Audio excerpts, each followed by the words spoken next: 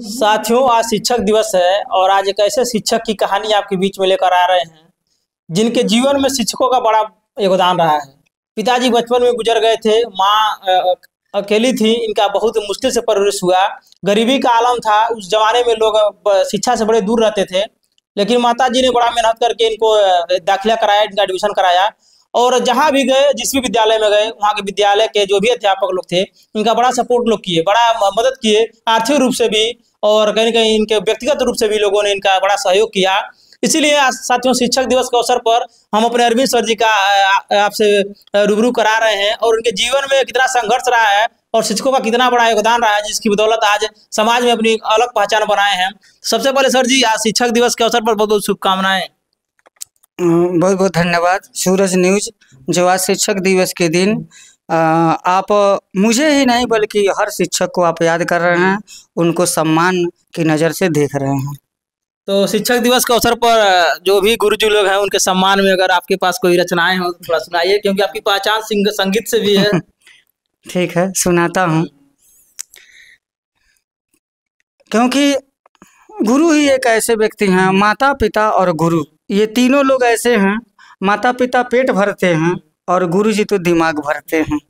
दिमाग भरते हैं, सद्विचार भरते हैं, शिष्टाचार भरते हैं, जिसके वजह से हमारा जीवन चलता है। तो आइए गुरु जी पर एक हम लोग पढ़ते हैं। ज्ञानक दाता का हम नित सम्मान करें, फिर अंतर मन में अपने ज्ञान भरें। ज्ञानक दाता का हम नित सम्मान करें, फिर अंतर मन में अपने ज्ञान भरें। फूल बिना जो सूना सारा उपवन है, बिन शिक्षा के अधूरा सबका जीवन है। ज्ञानक दाता का हम नित सम्मान करें, फिर हम अंतर मन में अपने ज्ञान भरें। ज्ञानक दाता का हम नित सम्मान करें, फिर हम अंतर मन में अपने ज्ञान भरें। क्योंकि अरविंद सर जी बड़े दिनों से पढ़ाते हैं। पहले प्राइवेट विद्यालय में पढ़ाते थे, मसीह सेवा आश्रम में हम लोग पढ़े हैं और हम लोग को सर जी पढ़ाए हैं। और बड़ा सौभाग्य रहा कि सर जी को जो लोग गुरु जी लोग पढ़ाए हैं, वो हम लोग को भी पढ़ाए हैं। तो कहीं न कहीं और भी अच्छा लगता है ये सब बातें। गया सर जी, वीरेंद्र सर जी और यादव मास्टर जी हमको पढ़ाए हैं, और हम लोग को भी और संजोग से आप लोग को पढ़ाए हैं। और जब मैं पढ़ाने गया था उस दौरान भाई आप लोग का एडमिशन हुआ था। उसके उसके 2-4 साल के बाद जो एडमिशन हो गया था आप लोगों का। तो अभी तो जो बच्चे पढ़े हैं उनके बच्चे भी अब पढ़ रहे हैं मसीह सेवा आश्रम में।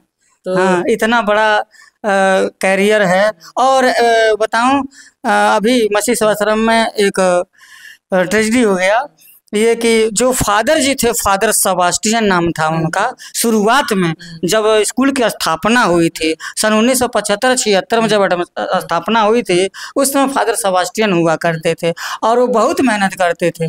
उस समय इधर के लोगों में शिक्षा का प्रचार प्रसार करना और मतलब विद्यालय की नींव वही रखे थे। अभी हमको लग रहा है कि 5-6 दिन पहले फादर जी का स्वर्गवास हो गया।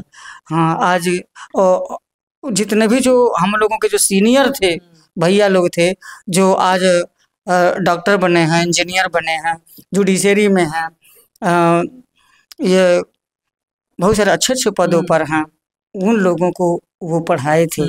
और पढ़ाई कैसे होती है, किस तरीके से होती है, आज तो बीएड करने वाला व्यक्ति जानता है। वो लोग पता नहीं, अब उन लोगों के एजुकेशन तो नहीं मालूम था हमको, किस तरह कहाँ तक लोग पढ़े थे, लेकिन पढ़ाई कैसे होती है, कैसे पढ़ाया जाता, एक बच्चा कैसे सीखता है, इसका ज्ञान उन लोगों को एकदम बिल्कुल 100% था।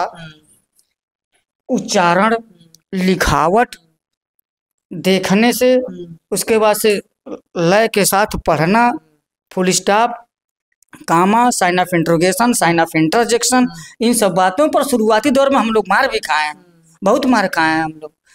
और जिसका परिणाम है कि आज गलती बहुत कम से कम होती है। इतना ही कहूँगा गलती नहीं होती है, गलती होती है, बहुत कम होती है।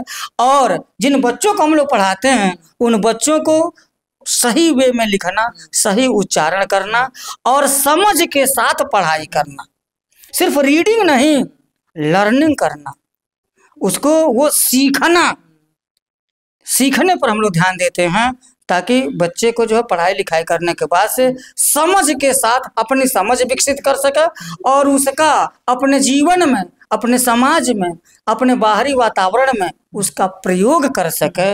इस बात पर जोर दिया था उन लोगों ने और हम लोगों की कोशिश यही रहती है।